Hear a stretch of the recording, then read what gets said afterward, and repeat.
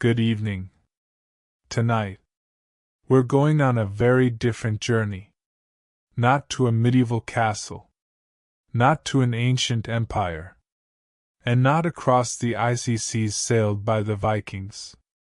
Instead, we're traveling to quiet American college campuses, where, on crisp autumn afternoons, young students gathered on wide grassy fields to play a game that was still searching for its identity.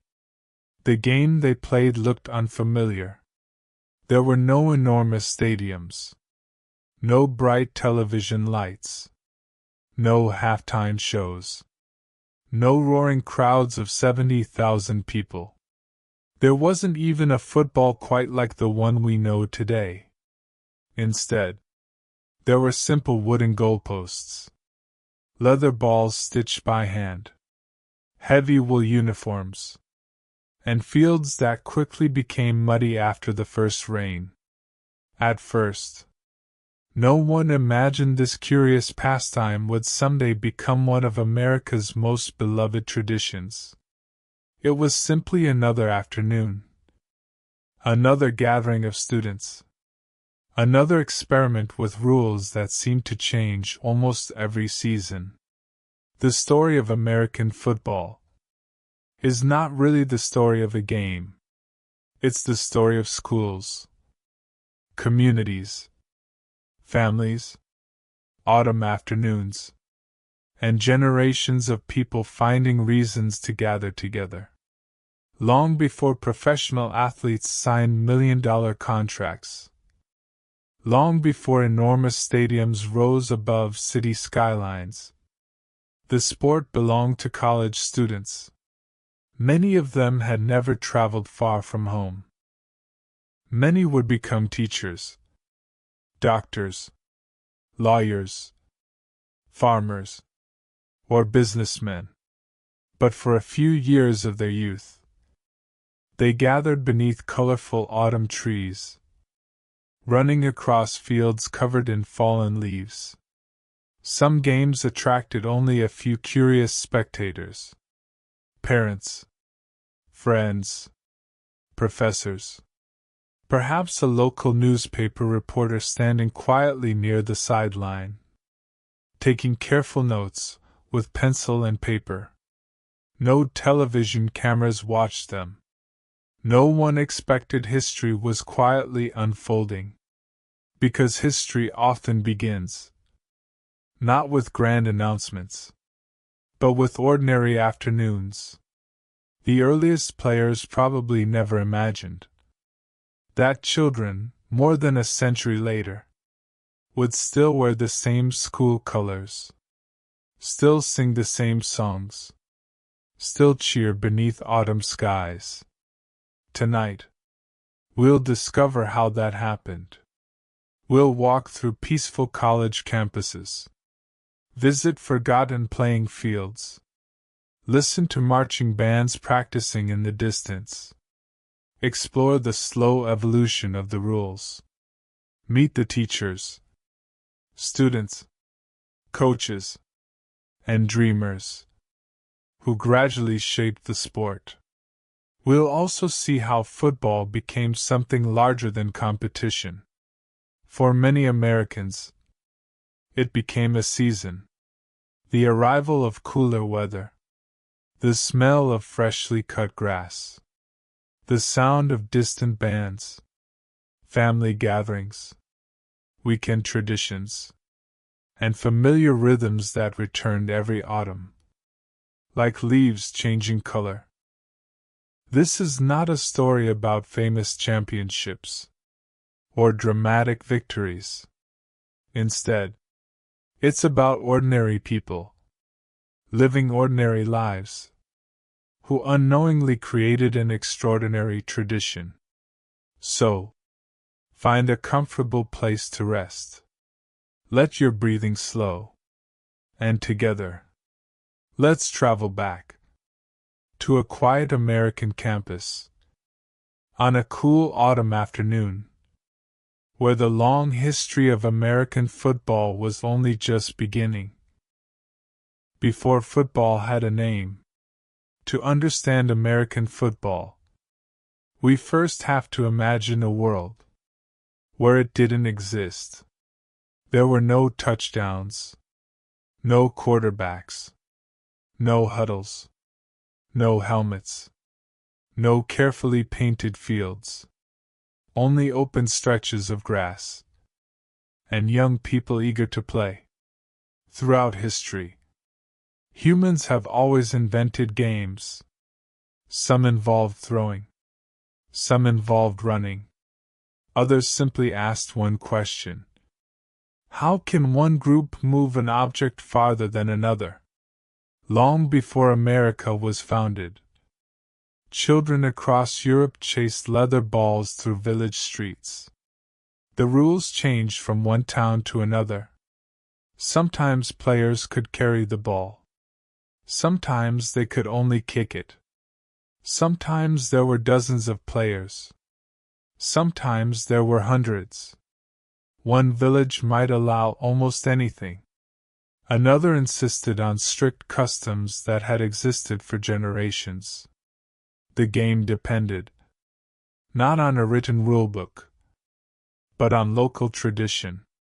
As Britain entered the 19th century, these old village games slowly changed.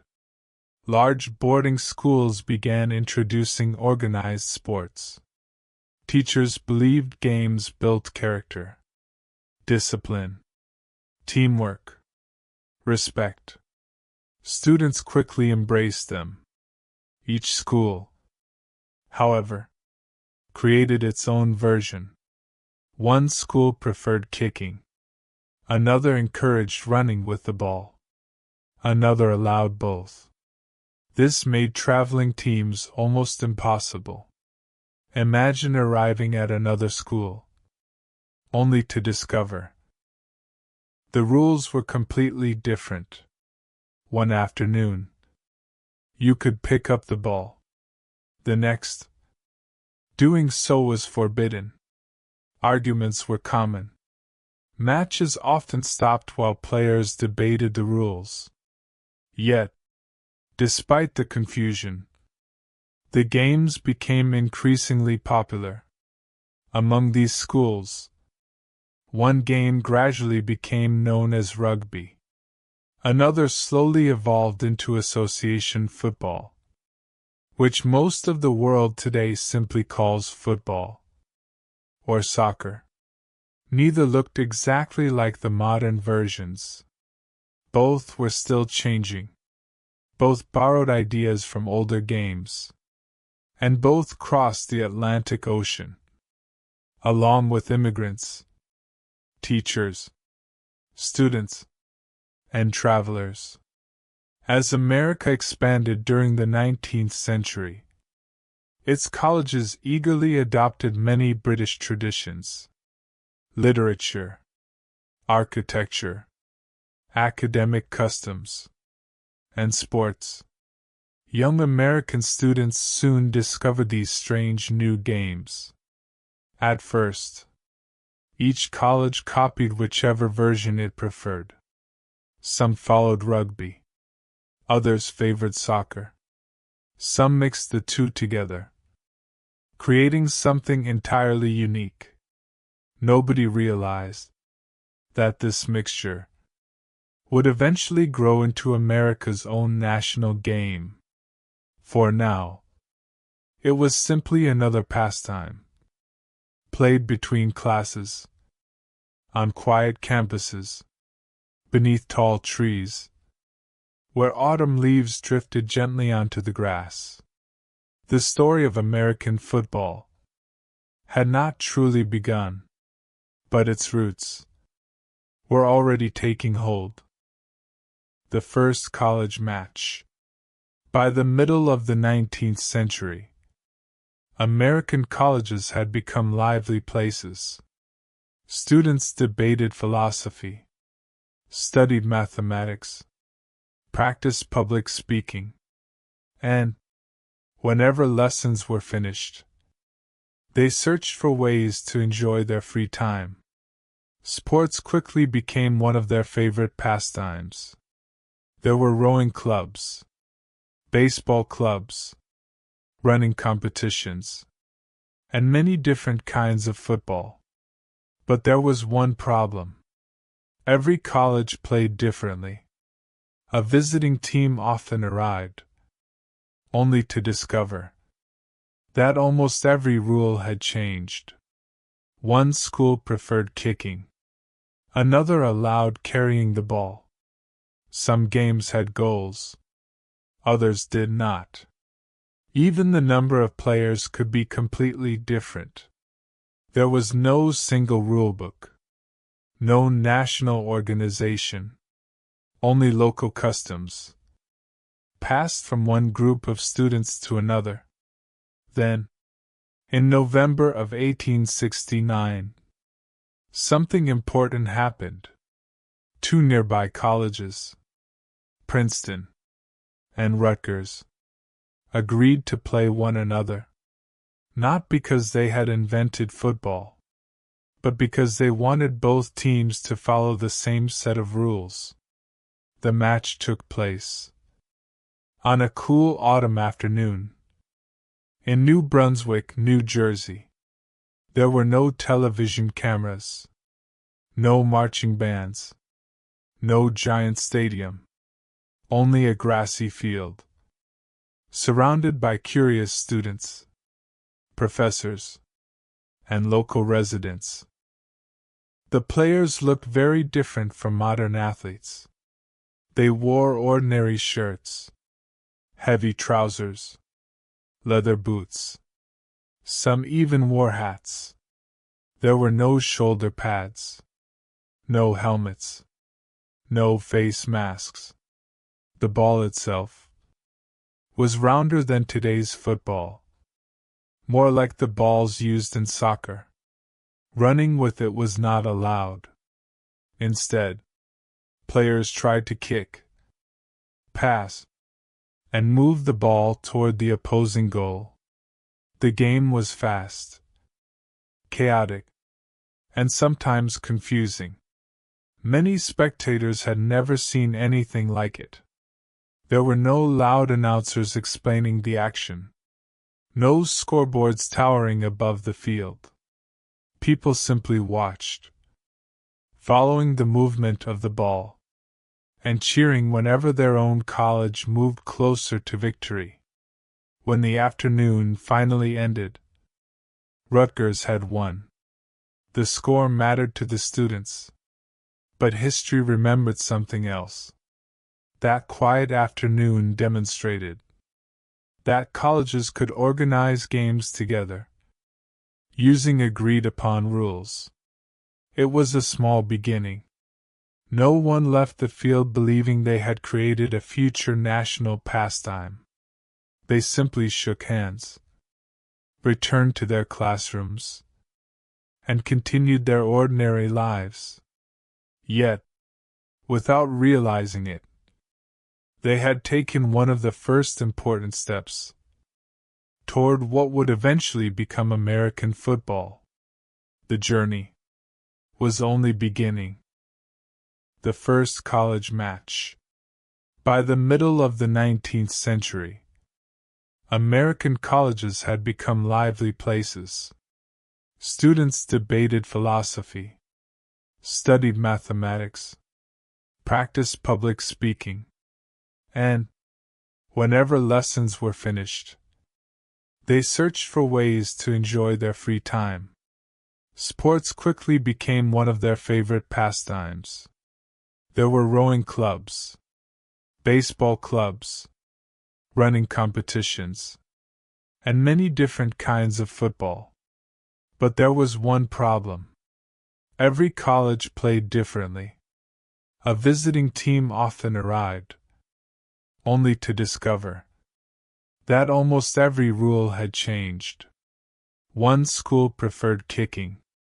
Another allowed carrying the ball. Some games had goals. Others did not. Even the number of players could be completely different. There was no single rulebook. No national organization. Only local customs. Passed from one group of students to another. Then, in November of 1869, something important happened. Two nearby colleges, Princeton and Rutgers, agreed to play one another. Not because they had invented football, but because they wanted both teams to follow the same set of rules. The match took place on a cool autumn afternoon in New Brunswick, New Jersey. There were no television cameras, no marching bands, no giant stadium, only a grassy field, surrounded by curious students, professors, and local residents. The players looked very different from modern athletes. They wore ordinary shirts, heavy trousers, leather boots. Some even wore hats. There were no shoulder pads, no helmets, no face masks. The ball itself was rounder than today's football, more like the balls used in soccer. Running with it was not allowed. Instead, players tried to kick, pass, and move the ball toward the opposing goal. The game was fast, chaotic, and sometimes confusing. Many spectators had never seen anything like it. There were no loud announcers explaining the action, no scoreboards towering above the field. People simply watched, following the movement of the ball, and cheering whenever their own college moved closer to victory. When the afternoon finally ended, Rutgers had won. The score mattered to the students, but history remembered something else. That quiet afternoon demonstrated that colleges could organize games together, using agreed-upon rules. It was a small beginning. No one left the field believing they had created a future national pastime. They simply shook hands, returned to their classrooms, and continued their ordinary lives. Yet, without realizing it, they had taken one of the first important steps toward what would eventually become American football. The journey was only beginning. As football slowly spread, more colleges decided to form teams. Every autumn, new students stepped onto grassy fields, eager to compete. But the old problem never disappeared. Too many rules. Too many disagreements. Every school believed its version of football was the correct one. Games often began with long discussions. How many players? How should a point be scored? Could the ball be carried? How should a match begin? Sometimes, the debates lasted almost as long as the game itself. Everyone realized, if football was going to survive, someone would have to bring order. One of those students was a young man named Walter Camp. He arrived at Yale University, not as a famous athlete, but simply as another college student. Walter enjoyed football. Yet he also noticed its confusion. The sport seemed unfinished, untidy, always changing. Instead of accepting that, he began thinking, quietly, patiently, how could the game become better? Unlike many players, Walter loved organization. He appreciated structure, careful planning, simple rules that everyone could understand. Year after year, he attended meetings where representatives from different colleges gathered. Together, they discussed ideas, Some were accepted. Others disappeared. Progress came slowly. But it came. One of Walter Camp's biggest suggestions was reducing the number of players. Early football teams were enormous. The field often looked crowded. Too many people chased the ball at once. Walter believed smaller teams would create more space. Eventually, the number settled at 11 players, a number that still remains today. He also introduced another revolutionary idea. Instead of endlessly fighting for possession, one team would begin each play with the ball. Then, another play would follow, and another. This simple change created rhythm, order, a beginning, and an end to every play. Over time, Walter Camp also helped shape other familiar ideas. The line of scrimmage, the system of downs, more organized scoring. Bit by bit, the chaotic college pastime began resembling the game we recognize today. None of these changes happened overnight. Students barely noticed history unfolding. Each autumn, they simply returned to the field, learning the newest rules, just as naturally as they had learned the old ones. Walter Camp never built giant stadiums. He never imagined television audiences. He never witnessed the Super Bowl.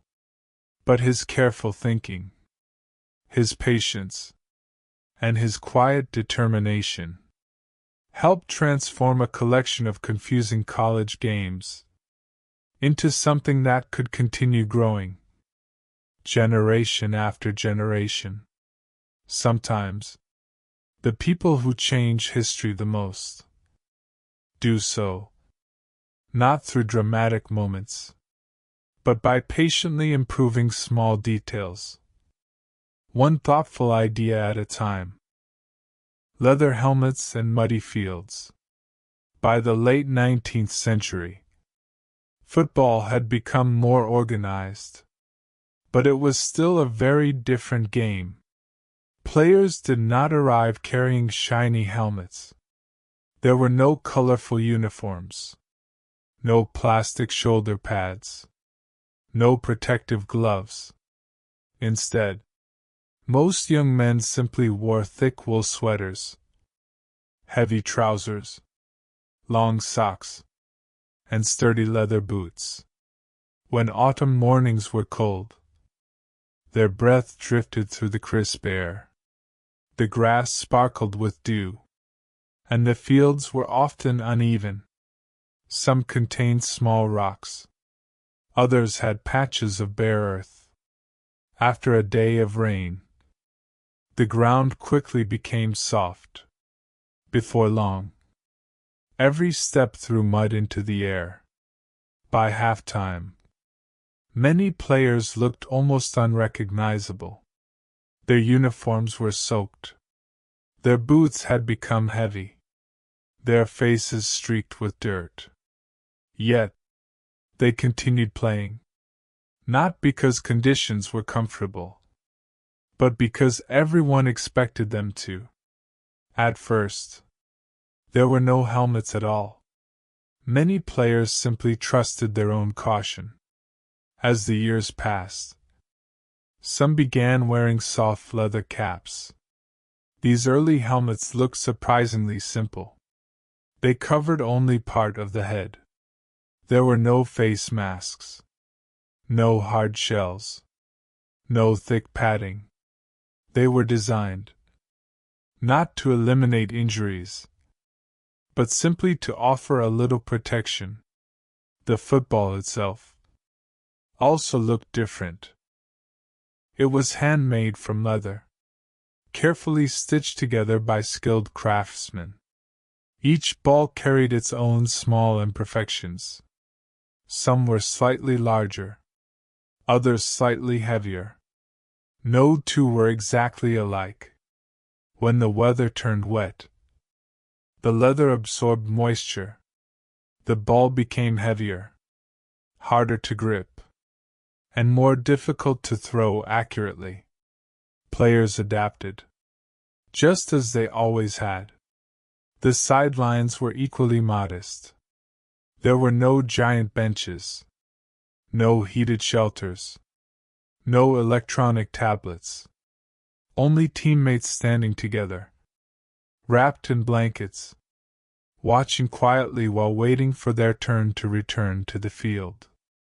Spectators often stood close to the action. Families gathered along the edges of the grass. Children watched with curiosity. Professors spoke quietly among themselves. Some students brought blankets. Others carried small picnic baskets. The atmosphere felt less like a massive sporting event and more like a community gathering. Looking back today, these early games appear almost peaceful. Not because they lacked effort, but because everything moved at a gentler pace. There were no towering floodlights, no roaring loudspeakers, only the cool autumn breeze, the sound of leather boots across damp grass, and the quiet excitement of students building a tradition, one muddy afternoon at a time. Small-town Friday nights. As football continued to grow, it slowly began leaving the college campuses. The game found a new home in America's small towns. Across the country, communities looked forward to autumn. The summer heat faded. The trees slowly changed color. Farmers gathered the final harvest. Children returned to school. And every Friday evening, a familiar excitement quietly spread through town. Long before the first whistle, people began arriving. Some walked. Others came by horse and carriage. Later, families drove simple automobiles, parking wherever they could find space. The football field became more than a place for sport. It became a meeting place. Neighbors greeted one another. Teachers spoke with parents. Children chased one another across the grass. Grandparents settled into familiar seats, watching another generation take the field. For many towns, football created a rhythm. Every week felt comforting because it followed the same pattern. School during the day, dinner at home. Then, as the sun slowly disappeared, everyone gathered beneath the cool autumn sky. The players were not celebrities. Most were simply local students. Young men who spent their mornings studying mathematics, history, science, or literature. Many worked after school, helped on family farms, delivered newspapers, or assisted in local shops. Yet on Friday evenings, they represented something larger than themselves. Their classmates cheered. Their teachers smiled proudly. Parents watched with quiet hope. Not because winning changed the town, but because everyone enjoyed sharing the evening together. The marching band soon became part of the tradition. Its music drifted through the cool air long before the game began. Brass instruments reflected the last light of sunset. Drums echoed gently across nearby streets. Even people who never attended the games often knew football night had arrived, simply by hearing the distant music. Afterward, families returned home together. Some discussed the game. Others hardly mentioned the score. Instead, they remembered seeing old friends, sharing warm food, walking beneath the stars, and enjoying another peaceful evening together. Football was slowly becoming more than a sport. It was becoming a tradition passed from one generation to the next, a reason for communities to gather, slow down, and spend time together. As another quiet autumn week came to an end, football comes into American homes. For many years, watching football required only one thing: being there. Families walked to the field. Students gathered on grassy hillsides. Neighbors stood quietly along wooden fences. The game belonged to those who could see it with their own eyes. But America was changing. Cities grew larger. Roads stretched farther. Families moved farther apart. Many people could no longer travel to every game. Then, a remarkable invention quietly transformed everything: the radio. At first, radio itself felt almost magical. A wooden box, sitting peacefully in the corner of a living room, could suddenly fill the house with distant voices. Families gathered around it. Children sat cross-legged on the floor. Parents relaxed in comfortable chairs. Grandparents smiled quietly, listening together. Soon, football found its way onto the airwaves. The announcer became the audience's eyes. His calm descriptions painted pictures inside every listener's imagination. The ball rests quietly near midfield. The players gather. The crowd grows silent. Even without seeing the field, people could almost imagine every movement. Outside, autumn leaves drifted across quiet streets. Inside, entire families listened together. Sometimes, neighbors visited one another simply to hear an important game.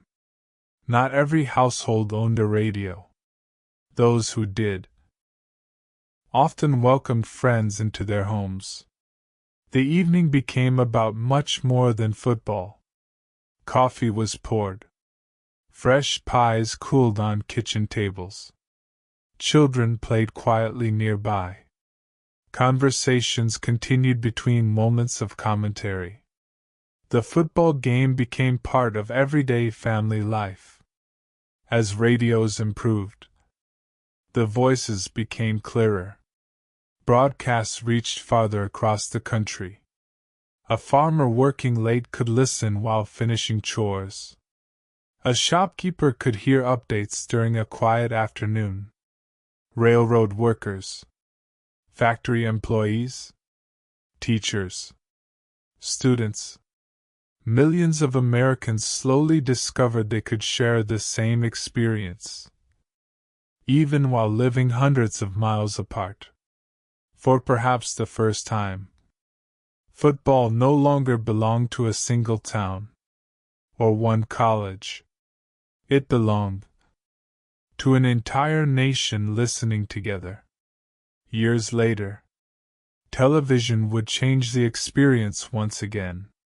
But before glowing screens filled living rooms, there was something wonderfully peaceful about gathering around a softly glowing radio, closing your eyes, and allowing a calm voice to carry your imagination across an autumn football field. The arrival of television. For generations, families had imagined football through sound alone. A calm voice on the radio described every pass, every run, every quiet moment between plays. Listeners created the pictures inside their own minds. Then, another invention slowly entered American homes: television. The earliest televisions were small. Their screens were no larger than a dinner plate. The pictures appeared only in shades of black, white, and gray.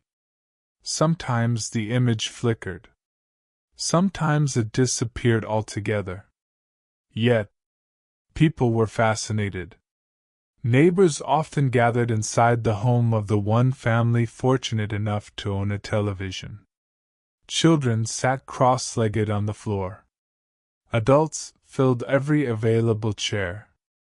Others simply stood quietly behind them.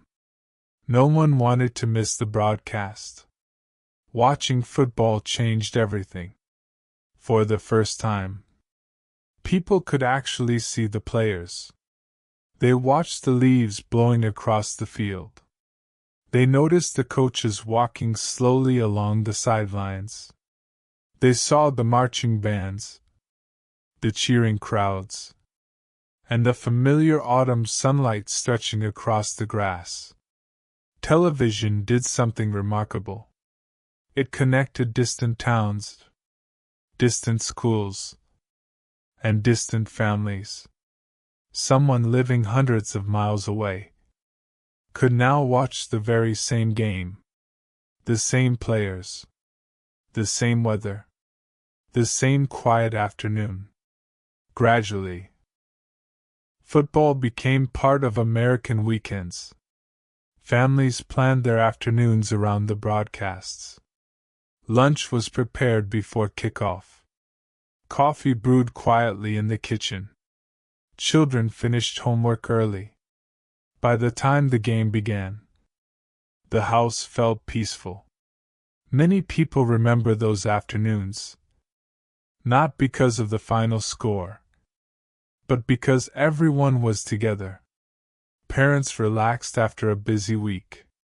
Grandparents visited. Children stretched out on the carpet. Outside, autumn leaves continued falling. Inside, the television quietly brought another football field into the living room. As technology improved, the images became sharper. The broadcasts became clearer. Color eventually replaced black and white. Cameras multiplied. Viewers could watch the game from many different angles. Yet despite all these improvements, the heart of the tradition remained surprisingly simple. Families, friends, neighbors, sharing a quiet afternoon together. Football had become more than something people attended. It had become something people welcomed into their homes. Thanksgiving and America's autumn tradition. As football continued to grow, it slowly became connected with one of America's most cherished holidays, Thanksgiving. Long before modern highways filled with travelers, families were already making their yearly journeys home. Some traveled by train, others by horse and carriage. Later, families packed their automobiles, driving across quiet country roads toward familiar homes. Thanksgiving was never only about the meal.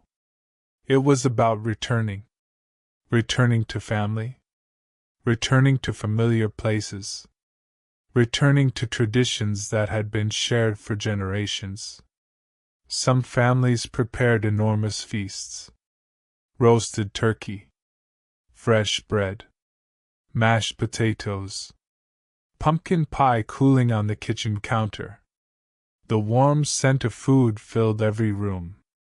Outside, late autumn winds carried away the last colorful leaves. The air grew colder. The evenings arrived earlier. Inside, the house felt warm, comfortable, peaceful. As football became more popular, it naturally found a place within these family gatherings. Before dinner, or afterward, many families quietly gathered around the radio. Later, around the television. Not because every person loved football, but because it had become another shared tradition. Children played nearby. Grandparents rested comfortably in their favorite chairs. Parents prepared coffee. Conversations drifted naturally between the game, family memories, and plans for the coming winter. No one hurried. There was nowhere else to be. Football became part of the rhythm of the holiday, almost like another familiar guest quietly visiting every year. Some families watched only a few minutes. Others stayed for the entire afternoon. Either way, the game blended gently into the background, while loved ones enjoyed being together. Over many decades, children who once watched beside their parents eventually became parents themselves, then grandparents. Yet every autumn, the same comforting traditions returned. The family gathered. The meal was prepared. The football game quietly began. Another generation smiled. Without realizing, they were continuing a tradition more than a century old. Sometimes, history survives. Not inside museums, but around ordinary dining tables, where families continue doing the same simple things, year after year, creating memories. As peaceful autumn afternoons slowly fade into evening, stadiums grow with the nation. As the years quietly passed, football fields began to change. The earliest games had been played on open stretches of grass, a few wooden benches, perhaps a simple fence, and plenty of standing room. That had once been enough. But more people arrived every season. Parents, students, neighbors, visitors from nearby towns. Entire communities wanted to watch. Little by little, temporary wooden seats became permanent grandstands. Each year, another row was added, then another. The fields themselves also improved. Uneven ground was carefully leveled. Fresh grass was planted.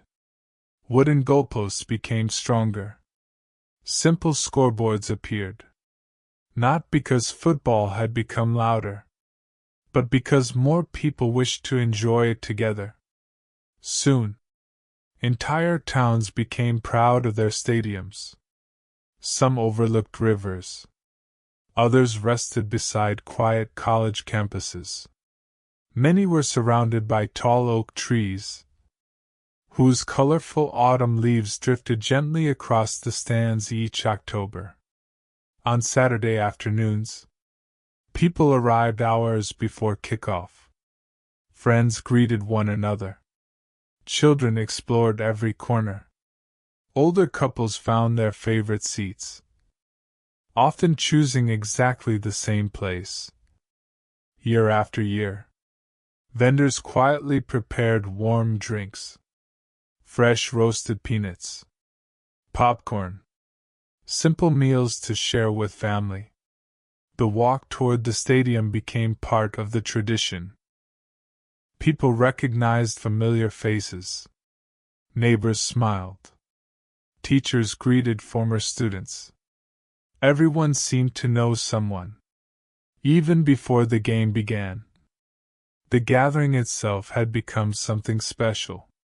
As America entered the 20th century, some stadiums grew astonishingly large. Stone replaced wood. Concrete replaced temporary seating. Thousands, then tens of thousands, could comfortably watch together. Yet despite their enormous size, many stadiums still felt surprisingly peaceful. Before the crowds arrived, early in the morning, groundskeepers quietly mowed the grass. They carefully painted bright white lines across the field. Workers inspected every seat. The stadium slowly awakened. Long before the first spectator entered. There is something almost calming about an empty football stadium. Rows upon rows of silent seats. A perfectly prepared field. Gentle autumn sunlight stretching across the grass. Only the distant sound of birds. Or the soft breeze moving through the stands. Waiting patiently for another afternoon. When families, students, friends, and neighbors would once again gather together. Friday Night Lights. By the middle of the 20th century, football had become woven into the rhythm of American life. Not only in great universities, not only in professional stadiums, but in thousands of small towns, scattered across the country. Every Friday, as the school days slowly ended, a quiet sense of anticipation settled over the community. Teachers finished their lessons. Students packed their books. Shopkeepers closed a little earlier than usual. Families returned home, knowing exactly how the evening would unfold. The players gathered first. Some sat quietly, adjusting their uniforms. Others spoke softly with teammates. Many simply reflected, preparing themselves for the game ahead. Outside, parents began arriving.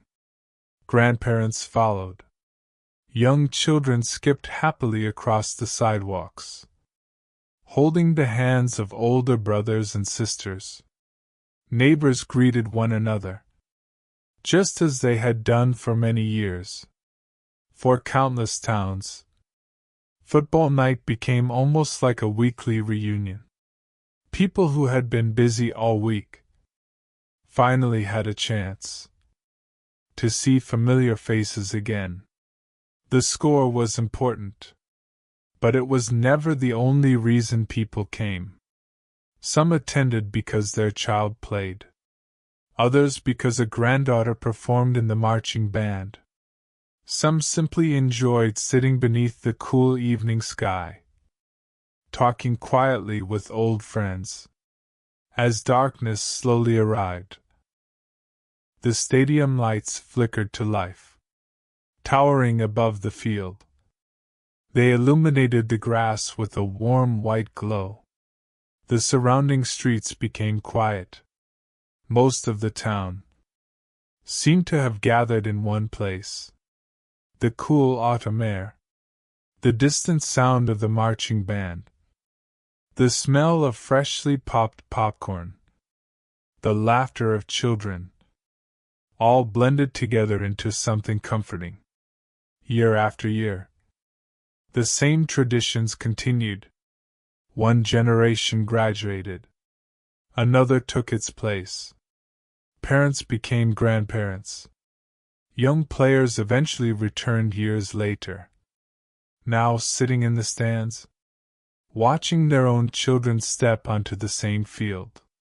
Many Americans remember these evenings, not because they recall every game, but because they remember the feeling, the familiar lights, the cool air, the welcoming voices, the simple joy of an ordinary Friday night, shared with the people who mattered most. Sometimes, history isn't written only in great cities or famous landmarks. Sometimes, it quietly lives on a small football field, where an entire town gathers. As another peaceful autumn evening settles in, a game passed from generation to generation. As the decades quietly passed, something remarkable happened. Football continued changing. Players became faster. Equipment became safer. Stadiums became larger. Technology transformed almost everything. Yet, one thing remained wonderfully familiar: the tradition itself. Children who once sat beside their parents, watching autumn games with wide, curious eyes, soon became young players themselves. Years later, those same players returned, not carrying a football, but holding the hands of their own children. The cycle quietly continued, generation after generation. Every family carried its own football memories. Some remembered walking to the stadium with their grandfather. Others remembered listening to games on an old wooden radio. Many recalled cozy Sunday afternoons, watching together from the living room sofa, while autumn sunlight streamed through the windows. These memories were rarely about a final score. Instead, people remembered the feeling, the warmth of being together, the familiar sounds, the laughter, the conversations during halftime, the simple comfort of knowing exactly how the afternoon would unfold. Many schools continued traditions that had existed for over 100 years. Students still wore familiar school colors. Bands still played songs written generations earlier. Old rivalries returned every autumn. Not with bitterness, but with quiet respect.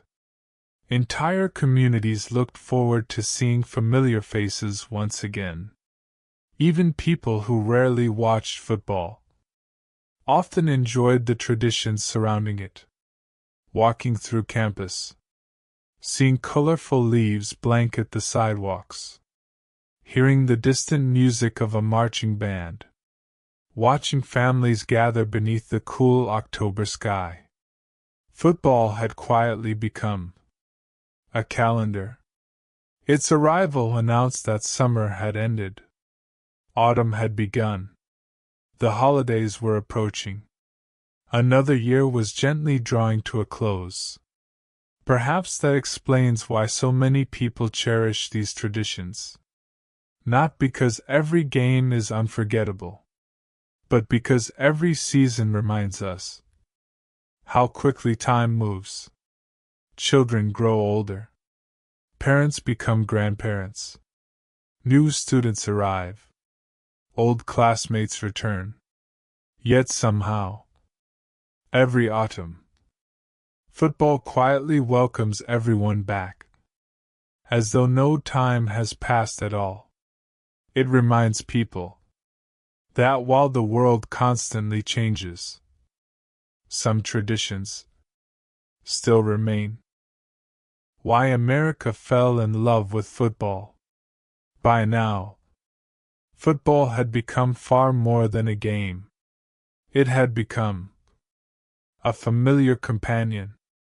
Every autumn, across quiet neighborhoods, busy cities, rolling farmland, and peaceful college towns, millions of people settled into the same comfortable routine. Not because anyone asked them to, but because traditions have a quiet way of becoming part of everyday life. Football arrived at exactly the right season. The days grew shorter. The mornings became cooler. Leaves painted the trees in shades of gold, orange, and deep crimson. People naturally spent more time together indoors. Families gathered. Neighbors visited. Communities slowed their pace. Football simply fit into that rhythm. It never replaced family gatherings. It became part of them. It never replaced conversation. Instead, it often created new conversations. Children asked questions. Grandparents shared stories from long ago. Parents remembered games they had watched as students. Each generation added another memory. Another autumn. Another peaceful afternoon. For many Americans, football also represented something comforting. The seasons always changed. Life constantly moved forward. Jobs changed. Children grew older. Families moved. The world seemed to become busier every year. Yet every autumn, football quietly returned. Like the migration of birds. Like the changing leaves. Like the first cool breeze after summer. Some traditions remain. Not because they are extraordinary, but because they are dependable. People often find comfort in familiar rhythms. The first game of the season. The sound of a marching band. A favorite seat. A warm blanket. A hot drink held between cold hands. Small moments, repeated over many years, become lasting memories. Perhaps that is the true story of American football. Not simply touchdowns, or trophies, or championships, but ordinary people, finding reasons to spend time together, to celebrate community, to welcome another autumn, and to quietly appreciate the simple joy of sharing an afternoon with those they love, long after the cheering fades, long after the stadium lights grow dark. Those memories remain, gentle, comforting, and familiar, waiting patiently to return again with the next autumn breeze. Good night, America. Our journey has almost reached its end. We've walked across quiet college campuses, where curious students first experimented with unfamiliar rules. We've stood beside muddy autumn fields, where leather footballs bounced across uneven grass. We've listened to the gentle sound of marching bands, echoing through cool October afternoons. We've visited small towns, where Friday evenings became treasured traditions. We've gathered around old radios, then glowing televisions, as families quietly spent time together. And we've watched football slowly become not simply a sport, but part of American life. Yet, like every season, even football eventually comes to an end. The final whistle blows. The crowds slowly leave. The marching band packs away its instruments. The stadium lights grow dim. Workers quietly collect forgotten blankets, empty paper cups, and scattered programs. Within an hour, the great stadium becomes peaceful once again. Only the soft breeze remains. Somewhere, a groundskeeper walks slowly across the field, inspecting the grass one final time. The painted white lines, so bright only hours before, will slowly fade beneath the coming rain. The leaves continue falling. Winter quietly approaches. Players return home. Students open their books once again. Families gather for ordinary evenings. Life gently resumes its familiar rhythm. Then, many months later, spring arrives. Summer follows. Children grow a little taller. Graduates begin new lives. Another school year quietly begins. The mornings become cooler. The first leaves once again turn golden. And without anyone really noticing, football quietly returns. Not exactly the same. New students. New families. New memories waiting to be made. Yet somehow, the tradition feels wonderfully familiar. Just as it always has. Perhaps that is why it has endured for so many generations. Not because every game is remembered, but because every season reminds people to slow down, to gather together, to enjoy the company of family, friends, neighbors, and community.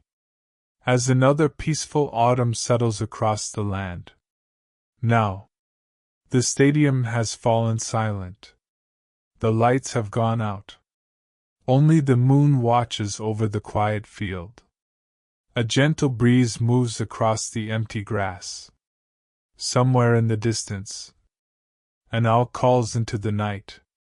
The stars shine above peaceful towns, sleeping neighborhoods, and quiet country roads. Thank you for joining me on this journey through the calm history of American football. May your evening be peaceful. May your dreams be gentle. And may you wake tomorrow feeling rested, refreshed, and ready for another beautiful day. Good night.